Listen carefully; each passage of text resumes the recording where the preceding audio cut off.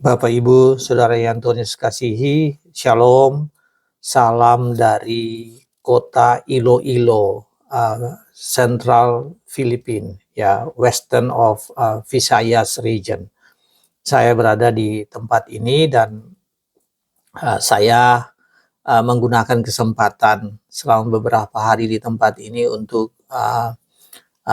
merenung firman Tuhan, terutama hal yang terkait dengan Natal. Dan pada kesempatan ini saya sharing kepada Anda satu ayat yang sangat diketahui oleh kita. Sudah banyak dari kita sebagai anak-anak Tuhan mengetahui ayat itu, yaitu dari Yohanes pasal 3 ayat 16.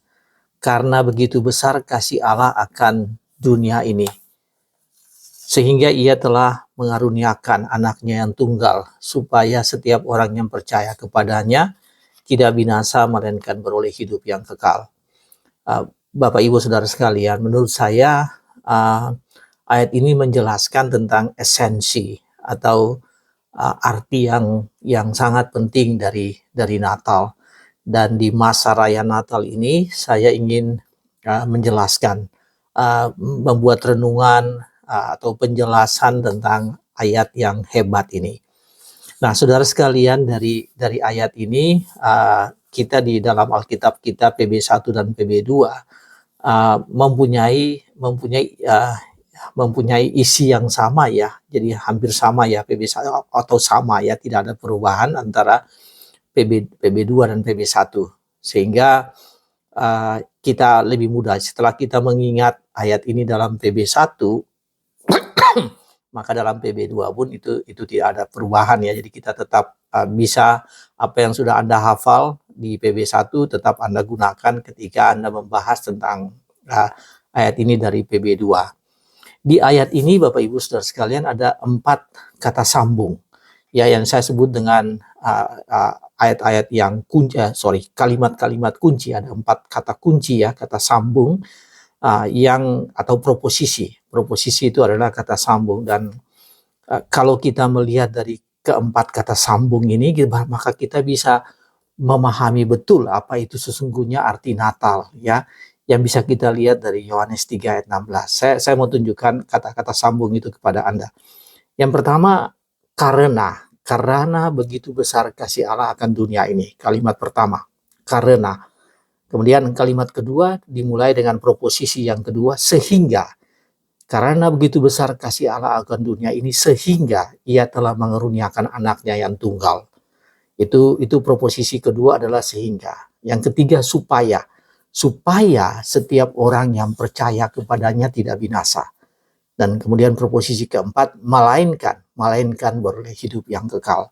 Jadi kalau Anda memahami atau mendalami atau merenung tentang 4 proposisi ini atau kata sambung ini, maka Anda akan tiba pada kesimpulan yang luar biasa tentang Natal. Jadi ini tadi saya sebutkan Yohanes 3 ayat 16 ini yang sudah banyak kita hafal, yang banyak dari antara kita menghafalnya. Ini menjelaskan tentang Natal. Nah, saudara, di dalam terjemahan sederhana Indonesia, kata melainkan proposisi keempat itu diganti dengan kata tetapi, ya.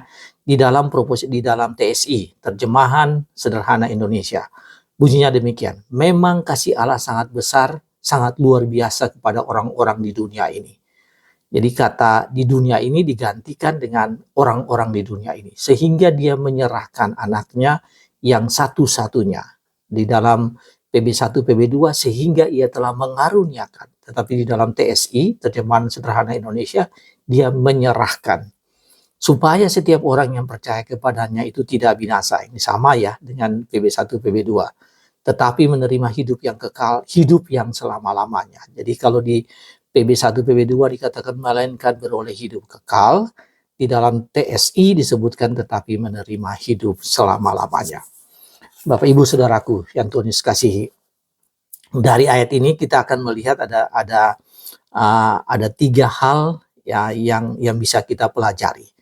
Yang pertama yaitu bahwa ayat ini, terutama ayat yang kedua, menjelaskan tentang Natal. Dan Natal itu apa? Natal adalah bagaimana Allah Bapa di sorga mengutus putranya Tuhan Yesus Kristus untuk datang ke dunia ini untuk membebaskan dunia ini, untuk menyelamatkan dunia ini.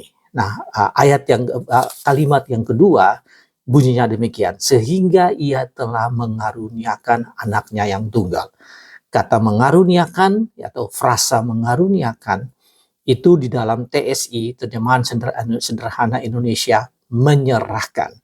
Nah, saudara perhatikan di ayat ini. Ayat ini mengatakan telah mengaruniakan, artinya sudah dilakukan. Allah sudah melakukan karya penyelamatan itu kepada dunia ini, kepada dunia yang sekarang kita tinggal, kita hidup, dengan cara mengaruniakan atau menyerahkan anaknya yang kekasih. Nah, saudara sekalian, kata mengaruniakan itu asal katanya karunia ya. Mengaruniakan itu asal katanya karunia. Dan karunia itu di dalam Greek, di dalam bahasa Yunani charis, ya charis, atau dalam bahasa Latin gratia, ya grace, dalam bahasa Inggrisnya grace, itu adalah karunia. Itu artinya satu pemberian atau satu anugerah dari Allah yang menunjukkan cinta Allah, God's love, yang menunjukkan cinta Allah. Jadi karunia itu adalah cinta Allah. Charis bahasa Yunani, gratia bahasa Latin. Dan itu diberikan kepada mereka yang tidak selayaknya menerima itu. So apa itu karunia? Karunia atau grace ya, atau anugerah atau gratia itu adalah pemberian atau yang melambangkan cinta kasih Tuhan yang diberikan kepada kamu, kepada dunia ini meskipun kamu tidak layak menerimanya. Dan karunia itu adalah keselamatan, ya. Diselamatkan dari apa? Yang selayaknya kamu terima. Jadi selayaknya dengan kehidupan kita ini, manusia di dunia ini, yang kita terima itu ada yang disebut dengan penghukuman kekal akibat dosa-dosa kita. Eternal punishment, itu yang harus kita terima. Kita harus menerima itu.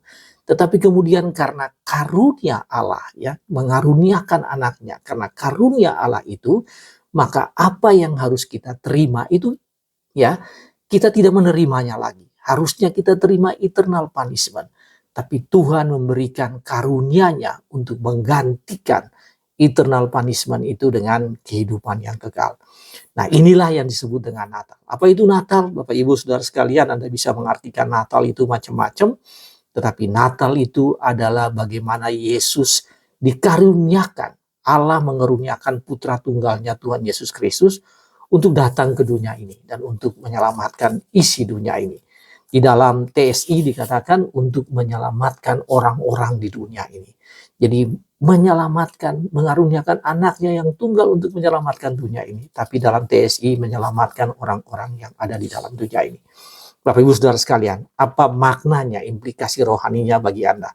Bagi Anda yaitu bahwa Yesus telah diberikan untuk kamu. Ya, bukan orang-orang di dunia ini, ya secara keseluruhan untuk orang-orang di dunia ini. Tapi untuk kamu, Yesus telah diberikan untuk kamu. Sebab itu Natal ini, pada musim Natal ini, mari kita merenung esensi Natal yang sesungguhnya ini, bahwa ini adalah karunia Allah yang Allah berikan bagi kita. Dan terimalah Yesus sebagai Tuhan, sebagai Allah, sebagai Juru Selamatmu. Dan terus percaya kepada Yesus. Bagi Anda yang sudah menerima Yesus, terus percaya kepada Yesus. Bagi Anda yang belum terima Yesus, Anda harus akui bahwa ini adalah cara Allah menyelamatkan isi dunia ini. Saudara, itu yang disebut dengan Natal. Mari kita lihat bagian kedua. Bagian kedua ini yang saya sebutkan, mengapa Natal atau alasan Natal. Mengapa ada Natal? Alasan mengapa adanya Natal, adanya kelahiran Tuhan Yesus. Kalau tadi kita melihat dari Natal itu dari kalimat kedua, ya kalimat kedua, ia telah mengaruniakan anaknya yang tunggal. Ya, tapi kemudian mengapa itu dilakukan? Itu ada pada kalimat pertama, Yohanes 3 ayat 16. Karena begitu besar kasih Allah akan dunia ini. Karena begitu besar, tadi saya katakan mulai dengan proposisi kata karena begitu besar kasih Allah akan dunia ini. Sehingga kalimat kedua, ia telah mengaruniakan anaknya yang tunggal, Tuhan kita. Nah, pertanyaannya, seberapa besar? Dikatakan di sini karena begitu besar. Jadi pertanyaannya seberapa besar? Saudara sekalian, begitu besar ini melambangkan apa yang disebut dengan indefinite. indefinitely, tidak bisa didefinisikan, tidak terbatas, ya, tidak bisa dilimitasi dan tidak bisa ditentukan. Itu tidak terhingga. Kasih Allah itu tidak terhingga, dan karena kasih Allah yang tidak terhingga itu pada dunia ini, pada orang-orang di dunia ini menurut TSI, kepada seluruh dunia ini, maka Natal itu terjadi. Jadi kalau ditanya mengapa Natal itu terjadi, karena begitu besar, undefined, indefinite, ya, unrestricted, tidak terbatas, unlimited, undeterminate, tidak bisa diukur kasih Allah akan dunia ini. Dan ukuran kasih Allah itu adalah pengorbanan Tuhan Yesus, penyerahan Tuhan Yesus kepada dunia ini. Saudara, kasih Allah atau cinta Allah adalah alasan Allah mengasihi, Allah begitu mengasihi dunia ini. Yohanes mengatakan, saudara, Injil Yohanes ini, ya, Yohanes, murid Tuhan yang bernama Yohanes ini mengatakan karena begitu besar, dia tahu persis bahwa tidak bisa didefinisikan kasih Allah itu.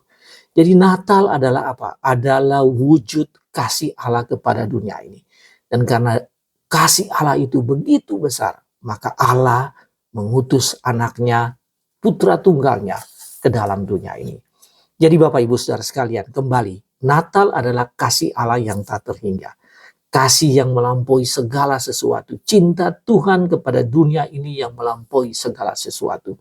Yang tidak terbandingkan dengan apapun. Yang melampaui segala sesuatu. Yang mengatasi segala sesuatu. Lebih dari seluruh perbuatan manusia. Itu adalah kasih Allah. Kasih Allah yang tidak bisa didefinisikan. Dan definisi kasih Allah itu adalah pengorbanan putra tunggalnya kepada dunia ini. Jadi Bapak Ibu Saudaraku, Natal bukan karena manusia, tetapi Natal itu karena Allah. Ya, Natal bukan karena manusia diselamatkan.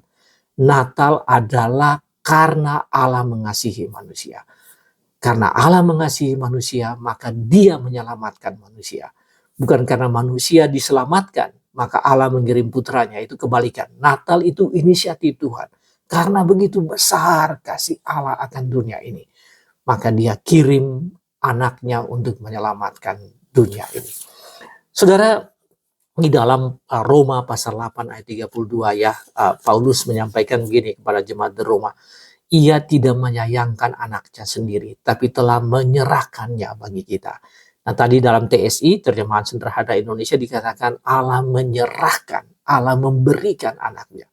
Kemudian Paulus di dalam surat Roma, pasal 8 ayat 32, ia tidak menyayangkan anaknya sendiri. Saudara, ini luar biasa frasa di dalam Roma 8:32. Ia tidak menyayangkan, menganggap itu bagian yang harus tetap dipertahankan. Ia tidak menyayangkan, tetapi telah menyerahkannya bagi kita, menyerahkannya bagi isi dunia ini. Ia tidak menahan anaknya bersama dengan Dia, tetapi rela melepaskannya untuk turun ke dunia ini. Karena tidak ada cara lain untuk menyelamatkan dunia ini. Dan karena begitu besar kasihnya, maka Dia mengutus anaknya. Saudara, implikasi rohaninya bagi Anda. Kalau yang pertama tadi, ya, apa itu Natal? Natal adalah Allah yang datang, Kristus Yesus yang datang ke dunia ini.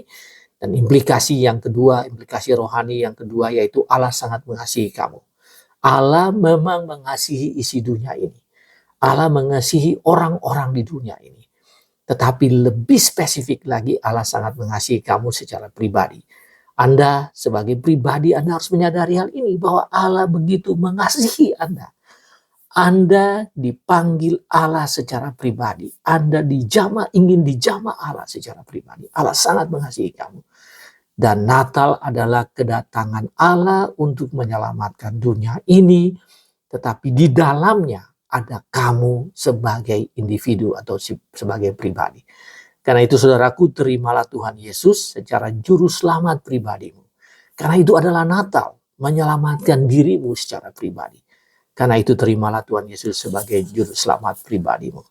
Saudara, itu adalah hal yang kedua. Hal yang ketiga, yaitu tujuan Natal. Jadi kalau yang pertama, apakah itu Natal? Natal adalah sehingga ia telah mengaruniakan anaknya yang tunggal, Tuhan kita, itu adalah Natal.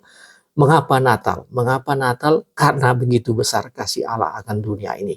Dan yang ketiga adalah tujuan Natal. Apa tujuan Natal? Tujuan Natal adalah yang terdapat di dalam kalimat ketiga dan keempat, ya. Kalimat yang dan ketiga yang keempat yang menyatakan begini, supaya setiap orang yang percaya kepadanya tidak binasa. Supaya kamu yang percaya kepadanya tidak binasa. Kemudian kalimat yang keempat, melainkan beroleh hidup yang kekal. Jadi ada dua proposisi di sini, supaya setiap orang yang percaya tidak binasa. Setiap orang yang percaya tidak binasa, melainkan beroleh hidup yang kekal. Jadi tujuan ini menyasar pada individu. Jadi kalau tadi Tuhan mengasihi isi dunia ini, tetapi kemudian itu adalah Natal, tetapi tujuannya individu. Tujuannya individu dilihat dari frasa ini, supaya setiap orang. Jadi bukan supaya dunia ini yang percaya, tapi supaya setiap orang. Jadi tujuan Natal itu, Bapak Ibu Saudaraku, supaya setiap orang percaya kepada Tuhan Yesus. Dan supaya setiap orang tidak binasa. Jadi Natal ini adalah karya universal yang bertujuan secara individu, personal, kepada setiap orang. Ya, mengasihi isi dunia ini, tetapi tujuannya ini disebutkan dengan fokus targetnya, target fokusnya, yaitu setiap orang harus percaya. Setiap orang yang percaya tidak binasa, melainkan beroleh hidup yang kekal. Jadi setiap orang memiliki tanggung jawab individu, bukan setiap keluarga, ya, bukan setiap persekutuan, artinya jemaat secara persekutuan, tapi setiap individu. Kemudian dikatakan begini, tidak binasa. Binasa ini artinya yang tadi saya sebutkan, eternal punishment, penghukuman kekal, yang disebut dengan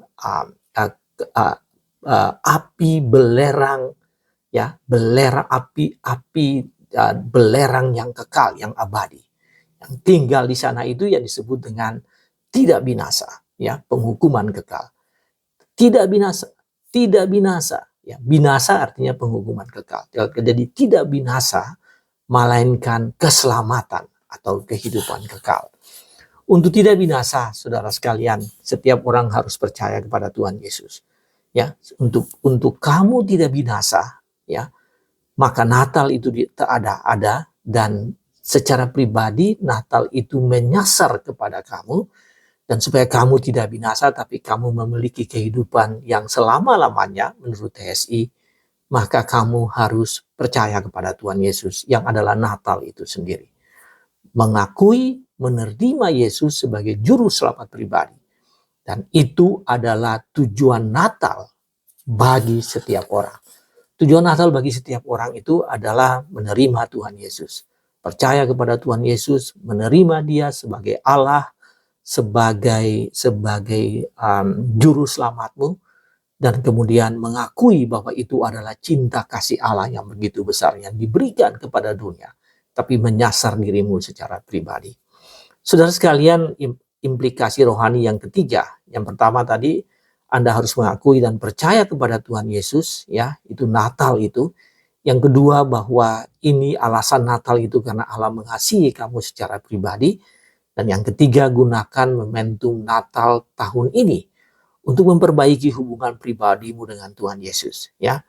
Karena engkau tidak binasa, tetapi telah beroleh hidup yang kekal karena kamu percaya kepada Tuhan Yesus. Maka gunakan momentum Natal di tahun ini untuk semakin dekat dengan Tuhan Yesus.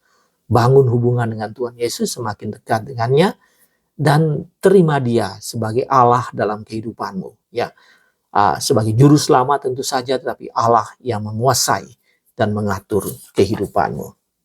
Bapak Ibu, sebagai takeaway message, saya mau cerita pengalaman saya dengan seorang senior, ya. Ini kira-kira 25 bahkan 30 tahun yang lalu, mungkin 25 tahun yang lalu atau bahkan 25 tahun yang lalu. Ada seorang senior saya, namanya, saya sebutkan namanya kalau beliau mendengarkan ini, atau anaknya atau cucunya kalau mendengarkan ini, namanya Profesor Daniel Moninca, guru besar ilmu penangkapan ikan di Institut Pertanian Bogor. Jadi beliau adalah dosen saya. ketika beliau mengajar. Saya mahasiswa tingkat 2, saya mengambil beberapa pelajaran 2 atau 3 mata pelajarannya ya. Nah, tetapi setelah saya lulus, saya menjadi teman baik dengan beliau dan bekerja bermitra dengan beliau. Jadi saya, Profesor Daniel Moninca dan Profesor John Haluan. Kami ini 3 keluarga yang sering ketemu di masa Natal. Dan sekitar 25 tahun lalu kami bertemu untuk merayakan Natal 3 keluarga ini di rumah Pak Profesor Daniel Moninca di Jalan Ikan Mujair di daerah Cimanggu, Bogor. Kami bertemu dan semacam ibadah. Ya, kami hanya menyanyi beberapa lagu, pujian beberapa lagu, dan kemudian Pak Daniel tiba-tiba dia semacam menguraikan firman Tuhan. Saya ingat itu sampai sekarang, Bapak Ibu sekalian.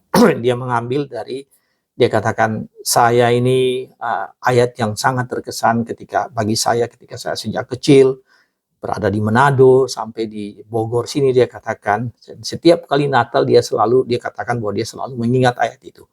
Dan dia tidak menggunakan Yohanes 3 ayat 16. Tapi dia mengatakan Yahya 3 ayat 16. Saudara sekalian, dalam Alkitab terjemahan lama sekali ya, Van Ophuijsen, itu bahasa Indonesia yang pertama, bukan bukan Yohanes tapi Yahya. Yahya 3 ayat 16. Dan beliau menyampaikan semacam renungan singkat dari Yahya 3 ayat 16. Dan setiap kali Natal selalu saya ingat akan bagaimana beliau waktu zaman itu 25 tahun yang lalu beliau uraikan tentang Yahya 3:16. Dan beliau tekankan tentang hal itu. Harusnya setiap kali Natal ya, sebagai anak-anak Tuhan kita mengingat bagaimana alasan Natal itu. Alasan Natal yaitu bahwa Allah sangat mengasihi isi dunia ini, tapi dalam framework atau kerangka mengasihi dunia ini, Allah sangat mengasihi kamu. Nah, saudaraku, sebagai take away message, saya ingin menekankan kepada Anda bahwa Allah sangat mengasihi kamu. Allah sangat mengasihi engkau sebagai pribadi, sebagai individu. Seluruh aspek kehidupanmu ini, Allah sangat mengasihinya. Allah ingin kamu tetap hidup bersama dengan Dia.